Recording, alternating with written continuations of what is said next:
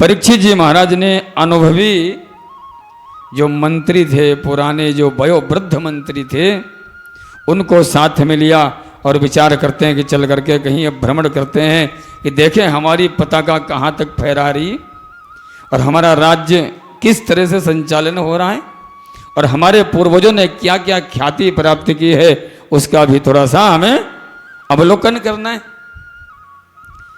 तो मंत्रियों के साथ में दिग्विजय करते हुए अनेक राज्य उन्होंने जीते और चलते चलते जैसे पहुंचे तो एक क्षेत्र में क्या देखते हैं, एक बछड़ा यानी बैल बैठा हुआ और एक गौ माता बैठी हुई थी और बछड़े के 3 पैर नहीं हैं, एक पैर पे बछड़ा जो है, केवल एक पैर। अभी बताऊंगा मैं 3 पैर क्या है वो।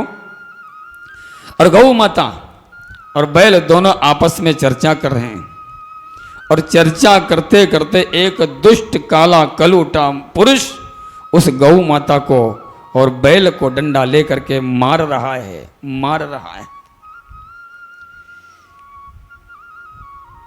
वृद्ध बैल कहता है कि मां आप क्यों रोती हो?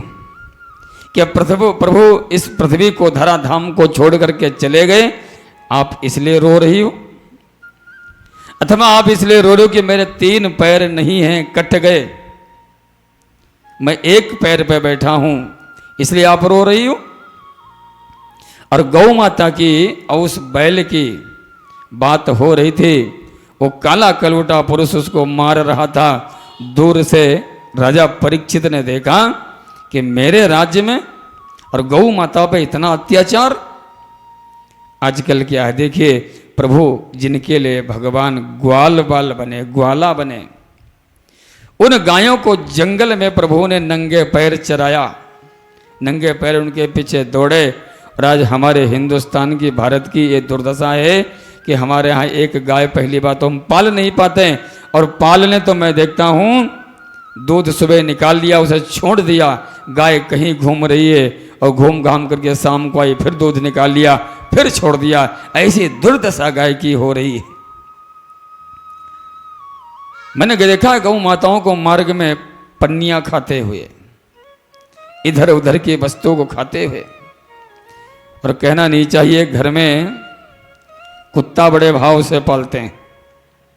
ये 1.5 लाख का है, 2 लाख का है, 4 लाख का है। और एक गाय यदि पालनी पड़ जाए, कहते क्या करें महाराज, घर में जगह ही नहीं, घर में व्यवस्था ही नहीं हो पा रही। गाय बांधने से गंदगी होती है घर में, ऐसा कहते हैं लोग कि क्या करें महाराज, गंदगी होती।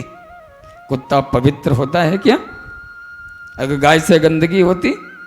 अगर आप नहीं पाल सकते हैं तो गौशाला में आप एक गाय पलवा सकते हो, उसको गोद ले सकते हो, उसका खाना खर्चा व्यवस्था जो भी है आप उसकी सेवा अपने जिम्मे पर ले सकते हैं।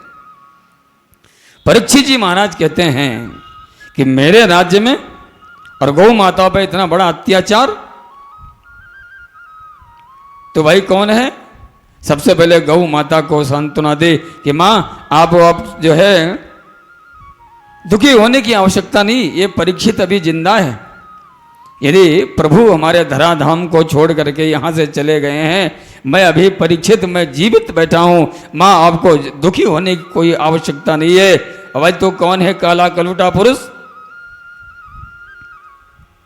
गौ माता ने कहा कि राजन मैं क्या बताऊं।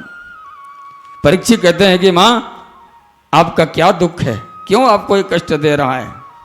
और बैल से बोला कि बैल आप कौन हैं, आप कौन हैं? बैल बोला भैया मैं क्या बताऊं, और आपके 3 पैर किसने काटे? बोले मैं किसको दोष दूं, हमारे पे विपदा आती, दुख आता है तो हम अपने कर्मों को, कभी अपने कर्मों को कोसने लगते हैं, कभी कहते हैं ग्रह खराब हैं, कभी कहते हैं कि हमने कर्म गलत किए हैं, ग्रह अनुकूल आएंगे, व्यवस्थाएं सब ठीक हो जाएंगी। बैल कहता है कि महाराज मैं किसको दोष दूं कि मेरी दुर्दशा कैसे हुई? कि सत्य, तप, दया, हमारे 4 युग होते हैं, सतयुग, द्वापर, त्रेता, कलयुग। अब कलयुग में क्या हुआ, और 4 ही उस बैल के पैर हैं, ध्यान देना, 4 ही पैर हैं, सत्य, तप, दया, और चौथा है दान। कलयुग में केवल दान। अब द्वापर गया, सतयुग गया, त्रेता गया, जो 3 पैर थे बैल के वो 3 पैर कट गए। आज कोई सत्य बोलता है भैया? जब से हाथ में मोबाइल आए तब से शायद ही कोई सत्य बोलता हो, शायद। तप करने के लिए थोड़ी देर अगर बैठ जाएं तो क्या मन लगता है? नहीं लगेगा। 10 मिनट बैठे घुटने चेंज करना शुरू कर देते हैं। और दया भाव का तो महाराज कहना ही क्या, दया के लिए किसी पे कितनी भी दया कर दो और बाद में आपको जो है वो चाबुक ही दिखाता है।